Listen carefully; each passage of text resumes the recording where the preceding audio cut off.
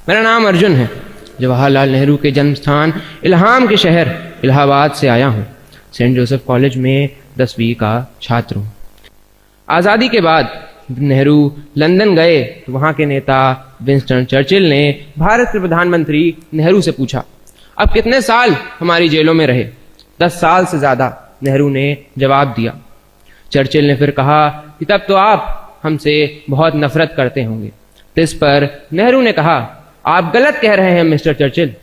हमने एक ऐसे नेता के नेतृत्व में काम किया जिसने हमें 2 चीज़ें सिखाई, कभी किसी से डरना मत और कभी किसी से नफरत मत करना। जब हम तब आपसे डरे नहीं तो अब हम आपसे नफरत क्यों करेंगे? नेहरू देश के आत्मबल और स्वाभिमान के प्रतीक नेहरू, बुद्धिमत्ता की जीती जागती प्रतिमा नेहरू, अंग्रेजों को निर्भीक स्वरों में ललकारने वाले नेहरू, अंधविश्वास, सांप्रदायिकता, जातिवाद से लड़ने वाले नेहरू, क्रांति के अग्रदूत नेहरू और शांति के उपासक नेहरू, भारतीय जनता के हृदय सम्राट नेहरू, विनोबा भावे के शब्दों में कहें तो लोकदेव नेहरू। आज इसी नेहरू को ऐसे प्रदर्शित किया जा रहा है जैसे वो इस देश के शत्रु थे। आलोचना और निंदा में जरा सा फासला होता है। ऐसा नहीं था कि पंडित जी की जीते जी आलोचना नहीं हुई। यहाँ तक कि नेहरू जी ने खुद चाणक्य के नाम से लेख लिखे और खुद अपनी ही आलोचना की। पर कहना ना होगा कि आज के समय नेहरू की आलोचना नहीं, शुद्ध निंदा हो रही है, जिसका सत्य से दूर दूर तक कोई नाता नहीं है।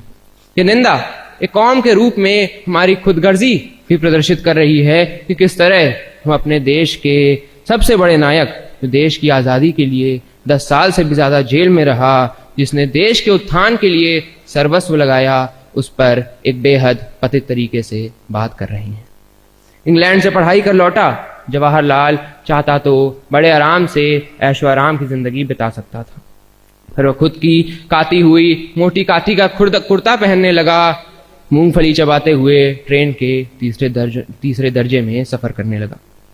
देखते ही देखते कैम्ब्रिज से पढ़ा लड़का गांव गांव जाकर किसानों की सभाएं करने लगा और किसानों का नेता बन गया। सरदार पटेल ने भी 1935 में इलाहाबाद की एक सभा में कहा कि किसानों की किसी ने इतनी सेवा नहीं की है जितनी पंडित नेहरू और उनकी पत्नी कमला नेहरू ने की है। नेहरू की ये सादगी और देशवासियों के लिए उनका प्रेम प्रधानमंत्री बनने के बाद भी नहीं बदला।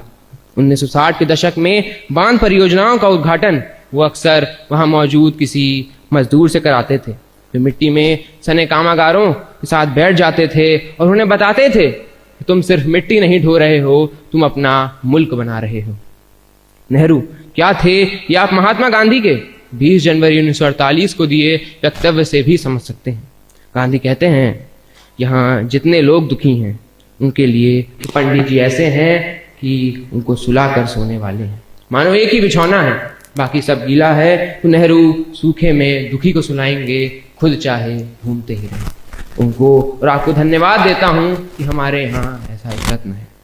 एक ऐसे समय में जब अधिकतर नेता देश को धर्म के नाम पर बांट रहे हैं, तब नेहरू हमारे नेताओं को सिखाने का काम करते हैं कि किस तरह बिना धर्म और जाति का नाम लिए बिना भी लगातार भारी बहुमत से 3 आम चुनाव जीते जा सकते हैं। जनवरी 1948 की बात है। गांधी अपने अंतिम उपवास पर थे। नेहरू जब बिरला भवन के गेट पर पहुंचे तो एक भीड़ नारे लगा रही थी, गांधी को मर जाने दो। पंडित जी ने नारे सुने तो तमक के गाड़ी से उतरे और भीड़ में जा घुसे। चिल्लाकर पूछा, कौन गांधी को मारना चाहता है? गांधी से पहले मुझे मारो। गांधी और नेहरू, लेखक सुशोभित के शब्दों में कहें तो आधुनिक भारत के 2 अनिवार्य नक्षत्र, वस्तु और रूप, चरखा और गुलाब, यानी भारत का अद्वैत। नेहरू की मां स्वरूप रानी नेहरू का एक किस्सा मुझे याद आता है कि इलाहाबाद में अप्रैल 1932 में पुलिस ने उन पर लाठीचार्ज किया, सिर पर गहरी चोटें आई। बरेली जेल में बंद अपने पुत्र को इसके बारे में बताते हुए उन्होंने लिखा, एक बहादुर बेटे की मां को कुछ तो उसके जैसा होना चाहिए। आज के दौर में नेहरू की प्रासंगिकता इसलिए भी बढ़ जाती है क्योंकि जिन समस्याओं से आज हम घिरे हैं उन पर नेहरू जो कहते हैं वो बेहद महत्वपूर्ण है। 15 अगस्त 1954 को वे कहते हैं, अगर कोई धर्म वाला ये समझता है हिंदुस्तान पर उसी का हक है, औरों का नहीं, तो उसने हिंदुस्तान की राष्ट्रीयता और कौमियत को वो समझा नहीं है। वह हिंदुस्तान की आज़ादी का एक मायने में दुश्मन हो जाता है, उस आज़ादी के टुकड़े करता है, क्योंकि हिंदुस्तान की जड़ है आपस में इत्तेहाद और हिंदुस्तान में जो मुख्तलिफ धर्म जातियां हैं उनसे मिलकर रहना। नेहरू आगे कहते हैं, मजहबी झगड़े मजहबी तो होते नहीं, धार्मिक तो होते नहीं, वे तो धर्म का नाम लेकर सियासी होते हैं, राजनीतिक होते हैं। सांप्रदायिकता एवं संकीर्ण विचारों के बढ़ने का एक बुनियादी कारण है हमारे समाज में बढ़ता दुर्भाव। मानो हम तैयार बैठे हैं दुश्मन बनाने को। एक मुसलमान ने बुरा किया, सब मुसलमान बुरे हो गए। एक हिंदू ने बुरा किया, सब हिंदू बुरे हो गए।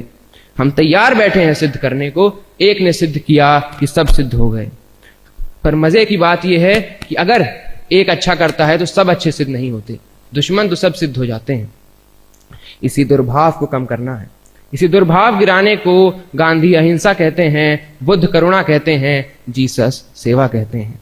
ये सब शब्दों के भेद हैं, पर बात ये पक्की है कि तुम सामने वाले में दुश्मन मत देखो।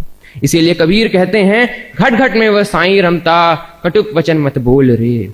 इसलिए ईशा उपनिषद का पहला श्लोक है, ईशावास्मिदं सर्वम यत्किंच जगत्याम जगत, यानी संपूर्ण संसार ईश्वर से व्याप्त है। क्योंकि कम से कम हर व्यक्ति में मित्र देखो, क्योंकि हर हृदय में वही है, हर श्वास में वही है। बुद्ध, कबीर, उपनिषद सब यही कहना चाह रहे हैं कि घृणा, वैमनस्य, क्रोध को बीच में मत लाओ। क्रोधित किस पर होगे, घृणा किससे करोगे, वही एक सब में है। भारत में अगर तमाम हमलों के बाद भी आज अगर लोकतंत्र जीवित है तो इसका श्रेय अगर सबसे पहले किसी को जाना चाहिए तो नेहरू को है। क्लीमेंट एटली का एक कथन मुझे याद आता है कि सौभाग्यशाली था भारत नेहरू में एक उत्कृष्ट चरित्र और ज्ञान के व्यक्ति को पाकर। नेहरू आज आजाद दुनिया के प्रधानमंत्रियों के अधिनायक हैं। अंत में इतना ही, जिस भी व्यक्ति की श्रद्धा लोकतंत्र, मैत्री, विश्वास, प्रेम में होगी और जिसने भी नेहरू को थोड़ा भी निष्ठा से पढ़ा होगा, वह इस हिंद के जवाहर के देश के प्रति उत्कृष्ट योगदान के लिए अगाध आस्था से भर उठेगा। यूं ही अटल बिहारी वाजपेयी ने नेहरू जी के देहांत पर संसद में दिए भाषण पर उनकी तुलना श्री राम से की थी। धन्यवाद।